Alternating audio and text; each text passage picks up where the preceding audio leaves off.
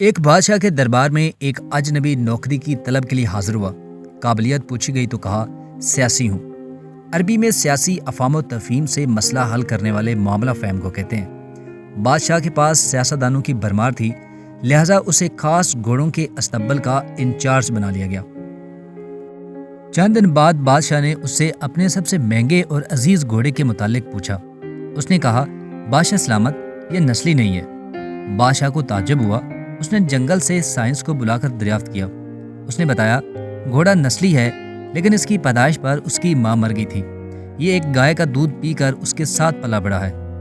مساؤل کو بلایا گیا کہ تم کو کیسے پتہ چلا کہ یہ اصلی نہیں ہے؟ اس نے کہا بادشاہ سلامت، جب یہ گھاس کھاتا ہے تو گایوں کی طرح سر نیچے کر کے، جبکہ نسلی گھوڑا گھاس منہ میں لے کر سر اٹھاتا ہے۔ بادشاہ اس کی فراست سے بہت متاثر ہوا۔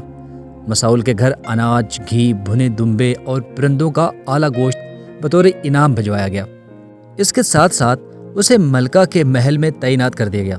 چند دنوں بعد بادشاہ نے مصاحب سے بیگم کے بارے رائے مانگی تو اس نے کہا طور و تواار تو ملکہ جیسے ہیں، لیکن شہزادی نہیں ہے۔ بادشاہ کے پیروں تلے سے زمین نکل گئی۔ حواس بحال کیے، ساس کو بلا بھیجا، معاملہ اس کے گوش گزار کیا۔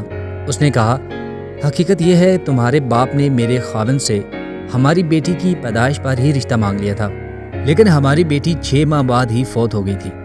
چنانچہ ہم نے تمہاری بادشاہ سے قریبی تعلقات قائم کرنے کے لیے کسی کی بچی کو اپنی بیٹی بنا لیا۔ بادشاہ نے مصاحب سے دریافت کیا کہ تم کو کیسے پتہ چلا؟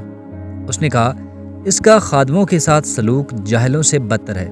بادشاہ اس کی فراست سے بہت متاثر ہوا اور بہت سا اناج، بھیڑ بکریاں بطور انعام دی، ساتھ ہی اسے اپنے دربار میں متعین کر لیا۔ کچھ عرصے بعد بادشاہ نے اس سے پوچھا کہ میرے بارے میں تمہاری کیا رائے ہے؟ مساؤل نے جان کی پناہ مانگی۔ بادشاہ نے وعدہ کیا کہ اسے قتل نہیں کرے گا۔ مساؤل نے بتایا کہ بادشاہ سلامت، طور طریقے آپ کے بھی بادشاہوں والے نہیں۔ بادشاہ کو غصہ آیا، لیکن کیا کرتا، جان کی اپان تو دے چکا تھا۔ سیدھا والدہ کے محل پہنچا۔ والدہ نے کہا یہ سچ ہے، تم ایک چرواہے کے بیٹے ہو، ہماری اولاد نہیں تھی تو تمہیں لے کر پالا۔ بادشاہ نے مصاحب کو بلا بھیجا اور پوچھا کہ تجھے کیسے پتہ چلا؟ اس نے کہا بادشاہ جب کسی کو انعام و کرام دیا کرتے ہیں تو ہیرے موتی اور جواہرات کی شکل میں دیتے ہیں، لیکن آپ بھیڑ بکریاں، کھانے پینے کی چیزیں عنایت کرتے ہیں۔ یہ اسلوب کسی بادشاہ کا نہیں ہو سکتا، کسی چرواہے کا ہی ہو سکتا ہے۔ دوستو، اس لیے کہتے ہیں عادتیں نسلوں کا پتہ دیتی ہیں۔